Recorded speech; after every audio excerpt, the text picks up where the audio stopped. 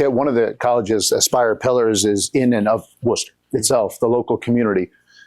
I think people think about the student athletes outside this community, but Worcester is so central, and Holy Cross has forged a wonderful relationship and is central to the city itself.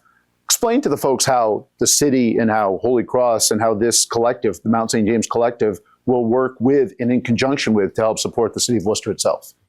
Yeah, I mean, our student athletes already do an incredible job in the community. I mean, several thousand hours of community service on an annual basis. We have tremendous events here on our campus, not just, through our games, but different programming we put on for our community.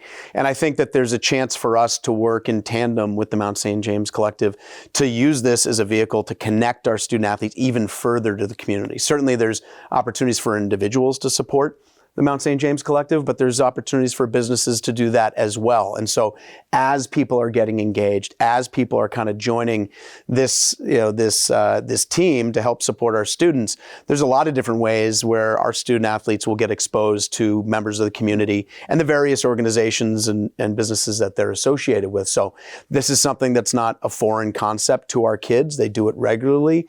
They're incredible role models and representatives, not just of the college and their team, but of this entire city and the region of, in central Massachusetts in general. So I think that this will only continue to enhance our ability to do that.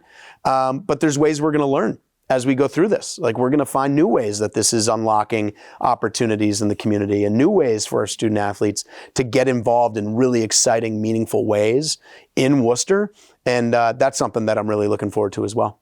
JR, you're actually local to this Worcester community. So when Kit talks about the impact of and working with the relationship with the local community itself, speak to it from your perspective as someone raised, born, and is from this area itself. Absolutely. Yeah. I mean, when you're a Central Mass kid like I was growing up, Holy Cross is the school you look up to. It's the Division I school around here. My brother runs the Worcester Railers youth organization. His sons and his daughter come to Holy Cross. That's where they consume college athletics. That's what's setting their bar and their goal for what they want to accomplish someday.